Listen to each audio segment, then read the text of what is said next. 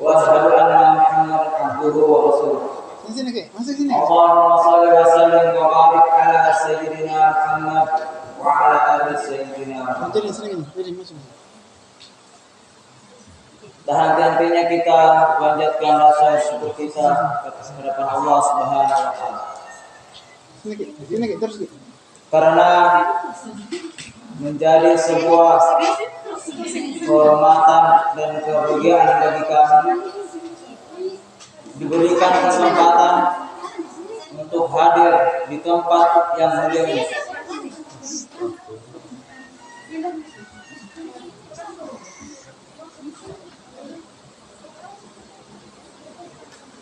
Di tengah kebun sawit kita masih menyempatkan diri kita untuk hadir di tempat ini guna untuk memuliakan Allah dengan mengikuti hari Ramadan Islam. Mengapa bersyukur itu penting? Karena ketika seorang hamba bisa mensyukuri sesuatu yang tidak ada, maka ketika dia memiliki, pasti dia menjadi pribadi yang lebih bersyukur.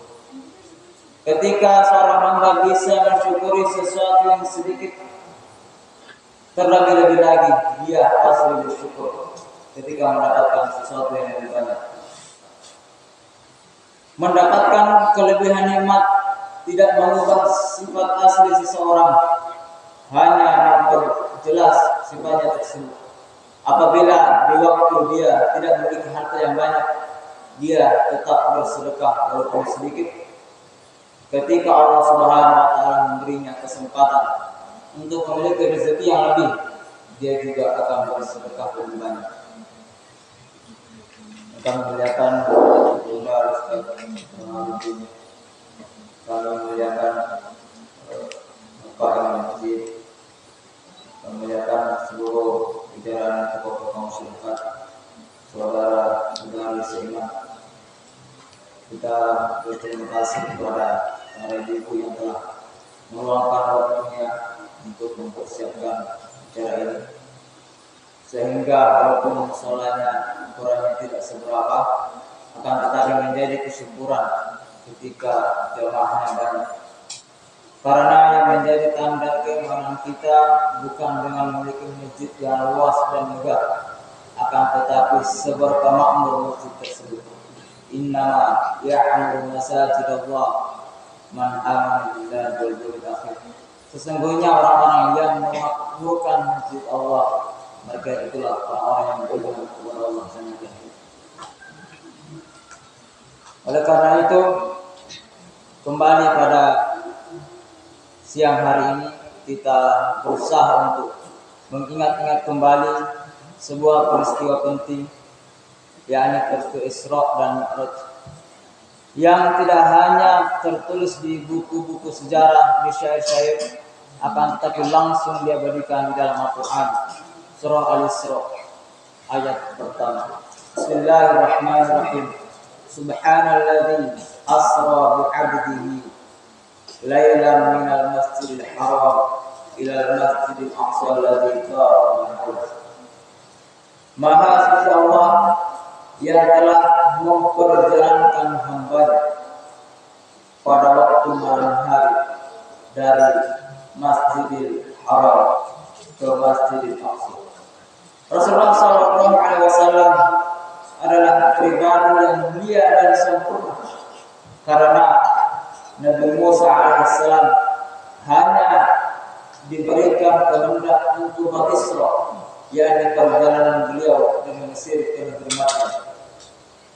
Kemudian Nabi Isa alaihissalam hanya diberi mukjizat untuk bermi'raj, yakni langsung diangkat ke langit untuk menyelamatkan beliau dari orang-orang Romawi yang ingin berbuat jahat kepada beliau. Akan tetapi Nabi kita memiliki keistimewaan, beliau berisra dan beliau juga bermi'raj. Isra adalah perjalanan vertikal dari Masjidil Haram ke Masjidil Aqsa yang kejadiannya masih di dunia, dan Mi'raj adalah perjalanan Nabi Muhammad SAW dari Masjid Aqsa ke ke langit pertama hingga ke langit ketujuh, lalu ke Sidratul Muntaha dan menerima perintah sholat. Isra Mi'raj kejadiannya hanya beberapa jam, akan tetapi pembahasannya tidak pernah selesai karena mengandung hikmah yang sangat besar dan makna yang sangat dalam. Di antara hal-hal yang diabadikan oleh ulama ketika beliau melakukan perjalanan yang terlebih dahulu, sebelum beliau dijemput, dada beliau dibelah, kemudian hatinya dikeluarkan dan dicuci. Sejatinya kata-kata dibersihkan tidak tepat karena hati beliau sudah bersih. Beliau adalah manusia yang memiliki hati yang paling bersih, yang paling ikhlas, yang paling sabar. Maka kata yang tepat adalah hati beliau diisi dengan ilmu, diisi dengan hikmah, diisi dengan kesabaran. Mengapa demikian? Karena Allah tahu beliau akan menghadapi ujian yang berat. Bangsa Arab saat itu bukanlah bangsa yang mudah untuk didakwahi. Mereka tidak segan-segan untuk berbuat buruk kepada Rasulullah apabila Rasulullah SAW mencela perkara-perkara yang mereka sembah. Di dalam perjalanan itu ada beberapa peristiwa yang sangat penting untuk kita renungkan. Di antaranya, beliau memperlihatkan ada segala manusia yang diberikan kuku yang terbuat dari tembaga. Lalu orang tersebut mencakar-cakar tubuhnya. Lalu beliau bertanya dengan Jibril, mengapa orang tersebut seperti itu? Lalu Jibril menjawab, itulah orang-orang yang suka menceritakan keburukan saudaranya. Beliau juga melihat ada seseorang yang di dalam perutnya menjadi sarang ular. Lalu beliau bertanya dan menjawab, mereka itulah orang-orang yang gemar makan riba. Oleh karena itu, mulut dan perut adalah sesuatu yang wajib kita perhatikan. Mulut dan lisan kita jaga agar perkataan kita tidak menyakiti hati orang lain. Begitu pun perut kita jaga agar harta makanan yang masuk tidak memberikan mudarat pada kita dan hari ini. Kemudian ketika beliau bermi'raj, beliau sampai di langit pertama dan bertemu dengan Nabi Adam alaihissalam. Lalu beliau mengucapkan salam dan dijawab oleh Nabi Adam dengan mengatakan, engkau adalah sebaik-baik orang di dunia. Begitupun selanjutnya langit kedua, beliau bertemu dengan Nabi Isa dan Nabi Yahya. Kemudian selanjutnya beliau bertemu dengan Nabi Yusuf alaihissalam. Kemudian di langit keempat beliau bertemu dengan Nabi Idris alaihissalam. Di langit kelima beliau disambut oleh Nabi Harun. Di langit keenam beliau disambut oleh Nabi Musa alaihissalam. Dan di langit ketujuh beliau disambut dengan Nabi Ibrahim alaihissalam. Itulah sebabnya mengapa di bacaan ayat kita setelah kita bersalawat kepada Rasulullah, kita juga membaca kama shallaita ala sayyidina Ibrahim wa ala ali sayyidina Ibrahim. Karena Sayyidina Ibrahim adalah salah satu nabi yang memiliki keistimewaan tersendiri di depan Allah Subhanahu wa taala. Julukan beliau adalah Khalilullah atau Rasul Allah Subhanahu wa taala. Dan adapun Isra dan Mi'raj, kita berusaha untuk mengambil hikmahnya.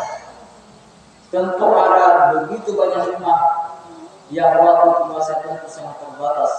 Kita akan mengambil beberapa yang sekiranya penting. Yang pertama, hikmah yang pertama adalah sholat sebagai pilar kehidupan. Pembahasan tentang sholat tidak bisa kita lepaskan dari peristiwa Isra dan Mi'raj. Karena syariat Islam yang ada di dalam Al-Quran seperti puasa, seperti haji, dan yang lain sebagainya, Allah menurunkan risalah tersebut, Allah menurunkan syariat tersebut hanya melalui malaikat Jibril. Akan tetapi khusus untuk sholat Rasulullah SAW yang langsung dinaikkan oleh Allah untuk menerima perintah tersebut. Ketika beliau turun dari menerima perintah sholat yang awalnya berjumlah 50 kali, akan tetapi Nabiullah Musa AS mengatakan bahwa wahai Muhammad, umatku dan umat yang kuat, tubuh mereka besar, akan tetapi mereka tidak mampu berjuara seperti itu. Bahkan ketika angkanya sudah dikurangi sampai ada terkecil yang kelima, Nabiullah Musa mengatakan umatmu belum mampu melaksanakan tersebut. Dan kita lihat sekarang apa yang dikhawatirkan oleh Nabiullah Musa terjadi. Walaupun hanya 5 kali, masih ada juga yang belum bisa melaksanakannya secara konsisten. Oleh karena akan tetapi karena kasihnya Allah Subhanahu wa taala, sekali salat tersebut Allah lipat gandakan pahalanya. Walaupun seseorang itu melaksanakan salat 5 kali dalam sehari, akan tetapi pahalanya tetap sebagaimana orang tersebut melaksanakannya 50 kali. Oleh karena itu, salat adalah hal yang pertama yang harus kita prioritaskan. Salat adalah sesuatu yang harus kita jadikan sebagai solusi dari setiap permasalahan kita. Wasta'in bis-sabri was-shalah. Mintalah pertolongan kepada Allah Subhanahu wa taala dengan sabar dan salat. Kita sebagaimana yang kita ketahui bersama bahwa kehidupan tidak selamanya datar, kehidupan tidak selamanya murung, kadang kehidupan itu memberikan kita cobaan. Sebagaimana firman Allah Subhanahu wa taala, "Am hasibatum an tadkhulul jannata walamma ya'tikum mathalul ladzina khalaw min qablikum massatuhumul ba'sa wa zulzilu." Apakah engkau mengira akan masuk surga sebelum datang cobaan sebagaimana cobaan yang telah menimpa orang-orang sebelum kamu? Mereka ditimpa dengan cobaan, mereka ditimpa dengan penderitaan, dan hati mereka digoncangkan untuk menguji keimanan mereka. Terkadang kita diberikan ujian atau masalah dalam kehidupan yang levelnya masih ringan, kita masih bisa melewati.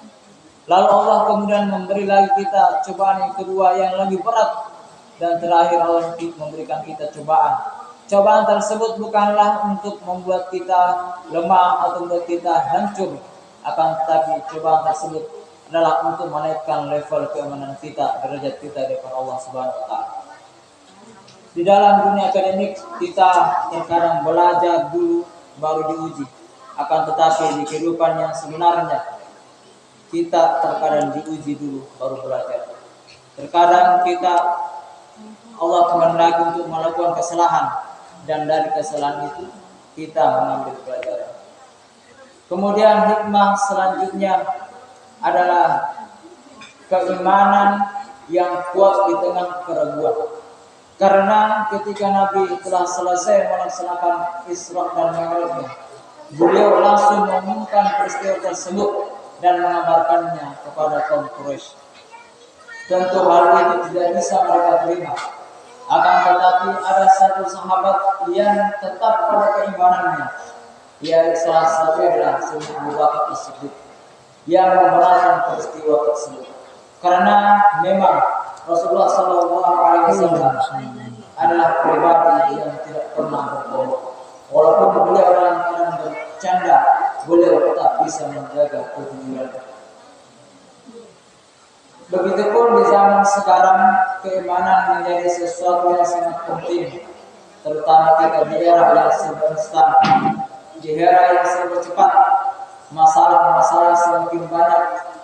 Ulama-ulama berpikir butuh pemikiran untuk merumuskan hukum-hukum, terutama hukum-hukum yang tidak ada di zaman Rasulullah SAW. Oleh karena itu penting bagi kita untuk senantiasa memperbaharui dan meningkatkan keimanan kita, karena iman para nabi itu meningkat terus, iman para sahabat itu naik turun, dan ulama mengatakan iman kita kadang keluar dan iman kita kadang masuk. Oleh karena itu apa yang kita lakukan pada siang hari ini adalah bagian dari upaya kita untuk meningkatkan kembali keimanan kita. Seperti handphone yang ketika dayanya sudah kurang betul-betul dicas, begitu pun kita. Ketika kita di luar negeri ini berjalan di tengah kerumunan masa, kadang iman kita keluar. Oleh karena itu kehadiran kita di sini adalah untuk mengembalikan kembali dan kalau perlu meningkatkan keimanan kita di depan Allah Subhanahu wa taala. Kemudian hikmah selanjutnya adalah pentingnya ilmu dan perjalanan untuk menambah wawasan. Mengapa demikian? Ilmu adalah cahaya, ilmu adalah penuntun. Tidak bisa kita melaksanakan syariat dengan benar kalau ilmunya tidak pelajari. Sebagaimana ketika kita membeli penerang atau peralatan elektronik, kita diberikan buku panduan berupa teori agar praktek kita tidak salah. Begitupun agama ini semuanya ada ilmunya, semuanya ada gurunya. Oleh karena itu penting bagi kita untuk membaca, untuk menelaah dan untuk belajar. Dan penting juga untuk agar setiap perjalanan yang kita kerjakan itu mengambil nuansa intelektual yang menambah, termasuk perjalanan kita di tempat kita masing-masing menuju tempat yang mulia dan berbaik. Kemudian hikmah selanjutnya adalah kesabaran di setiap ujian. Sebelum Rasulullah SAW diisra dan mi'rajkan oleh Allah Subhanahu wa taala, beliau mengalami masa yang disebut dengan al-huzn, yaitu tahun kesedihan. Mengapa demikian? Karena istri tercinta beliau, Sayyidah Khadijah radhiyallahu anha, meninggal menghadap Allah Subhanahu wa taala. Istri yang selama ini mensupport beliau dari segi harta, dari segi jiwa, semua dikorbankan. Tentu hal tersebut menjadi sesuatu yang sangat berat yang dirasakan oleh Rasulullah SAW. Kemudian tidak cukup sampai di situ, meninggal juga paman beliau Abu Thalib yang selama ini melindungi beliau dari kaum kafir Quraisy karena pamannya adalah orang yang disegani. Oleh karena itu Isra dan Mi'raj adalah solusi dan sebagai bentuk cara Allah Subhanahu wa taala untuk menghibur kekasihnya, yaitu Nabi Muhammad sallallahu alaihi wasallam. Begitupun kita, kesabaran kita perlukan karena tidak semua kehidupan yang kita jalani, kadang kita di kantor memiliki masalah, kadang kita di rumah memiliki masalah, kadang kita di tempat bekerja memiliki masalah. Oleh karena itu kesabaran sangat kita perlukan agar kita tidak mengambil langkah-langkah yang justru memperburuk keadaan kita. Kemudian hikmah selanjutnya yang bisa kita petik dari Isra Mi'raj adalah Rasulullah SAW adalah pribadi yang memiliki keimanan yang sangat kuat. Di tengah-tengah masyarakat Quraisy beliau berdakwah hanya sendirian. Kemudian perlahan-lahan keluarga dekat beliau, perlahan-lahan masyarakat beliau, dan semua penderitaan yang kita alami pada hari ini, semua kesedihan, semuanya pernah dialami oleh Rasulullah SAW dengan intensitas yang lebih besar. Kalau hari ini kita pernah bersedih, beliau juga pernah bersedih dengan kesedihan yang lebih besar. Kalau hari ini kita pernah kehilangan orang yang kita cintai, beliau juga pernah kehilangan orang yang cintai. Jadi hari ini kita pernah mendapatkan kata-kata yang tidak mengenakan, beliau pernah dihina, beliau pernah dikatakan orang gila, akan tetapi kesabaran beliau adalah kesabaran yang luar biasa. Oleh karena itu semoga kehadiran kita di sini dan kembali kita menjadikan kita pribadi yang lebih baik. Kemudian ada sesuatu yang sangat penting, yaitu terkait masa depan generasi kita hari ini. Penting untuk memperhatikan karena zaman sekarang berbeda dengan zaman kita dahulu. Tantangan orang tua zaman sekarang, tantangan guru-guru di zaman sekarang itu lebih kompleks. Kalau dahulu mungkin masalah anak-anak kita hanya kenakalan dan sebagainya, akan tetapi dengan kemajuan teknologi begitu banyak masalah-masalah yang sedang ditimbulkan. Oleh karena itu penting untuk menerapkan sistem pendidikan 7x3 yang diajarkan oleh Sayyidina Ali radhiyallahu anhu. Yakni 7 tahun anak pertama kita melakukan dia seperti al-malik, seperti raja. Semua kebutuhannya dipenuhi, semua kebutuhannya dijamin, perlindungannya dijamin. Kemudian pada 7 tahun kedua melakukan dia seperti askar, seperti tentara. Mereka mulai didisiplinkan. Anak-anak kita mulai diberikan batasan-batasan. Anak-anak kita mulai diperintahkan untuk sholat, mulai diajarkan hal-hal yang wajib, mulai diajarkan hal-hal yang dilarang. Kemudian 7 tahun mereka diberikan seperti sahabat. Mereka seperti teman, seperti sahabat. Mereka tidak bisa lagi dikekang. Mereka sudah punya prinsip. Oleh karena itu, usia anak-anak menentukan cara mendidik kita kepada mereka. Tidak bisa anak itu dijadikan raja terus sampai dia besar. Tidak bisa juga anak itu dikekang terus sampai dia besar. Tidak bisa juga anak tersebut terlalu diberikan kelonggaran. Karena itu penting untuk menjadikan rumah kita adalah tempat yang ternyaman bagi anak-anak kita, agar anak-anak kita tidak mencari kenyamanan di luar rumah. Oleh karena itu penting untuk menjadi ayah dan ibu, untuk menjadi figur yang baik, menjadi orang tua yang baik, agar anak-anak kita betah di rumah, betah bersama keluarganya, sehingga mereka tidak perlu mencari kesenangan di luar rumah yang bisa membuat mereka terjerumus kepada hal-hal yang tidak diinginkan. Inilah yang dapat kami sampaikan. Semoga ada hikmahnya. Isra dan Mi'raj adalah sesuatu yang sangat agung. Ada masih begitu banyak hikmah yang bisa kita sampaikan. Akan tetapi karena keterbatasan waktu yang ada dan keterbatasan ilmu yang kami miliki, kami cukupkan sampai sini. Wallahu a'lam. Wassalamualaikum warahmatullahi wabarakatuh.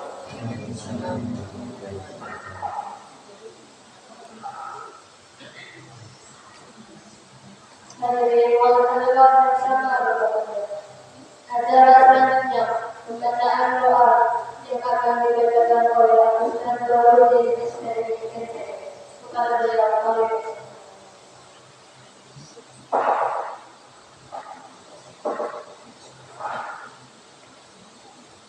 Assalamualaikum warahmatullahi wabarakatuh. Alhamdulillah, Allahumma sholli ala Muhammad. Sebelum saya doa, saya menyapa anak KKI, selamat datang di Jalur 3, insyaallah. Saya sehat selalu. Dari KKI mana? Universitas Cokro itu. Yang baju kuning itu? Oh ya. Insyaallah. Semoga sehat semua. Semoga datang di sini bahagia, insyaallah kembali bahagia dan menyimpan kenangan-kenangan yang baik-baik semua. Kita berdoa, amin. A'udzubillahi minasyaitonir rajim. Bismillahirrahmanirrahim. Alhamdulillahirabbil alamin. Allahumma shalli ala Muhammad wa ala ali Muhammad. Allahumma inni ala dzikrika wa syukrika wa husni ibadatik. Ya Allah, ampunilah segala dosa-dosa kami, dosa-dosa kedua orang tua kami, guru-guru kami. Ya Allah, berikanlah kepada kami anak soleh-solehah yang akan mendoakan kami ketika kami nanti sudah meninggalkan dunia ini. Ya Allah, berikanlah kepada kami harta yang berkah dunia dan akhirat. Ya Allah, bimbinglah kami selalu mendirikan sholat lima waktu, tidak meninggalkannya. Ya Allah, bimbinglah kami selalu melaksanakan sholat-sholat sunat. Ya Allah, bimbinglah kami untuk selalu berzikir kepadamu, bersolawat, memujimu ya Allah. Rabbana atina fid dunya hasanah wa fil akhirati hasanah wa qina adzaban nar. Wa sallallahu ala sayyidina Muhammad. Alhamdulillahi rabbil alamin. Al-Fatihah. Bismillahirrahmanirrahim. Iya.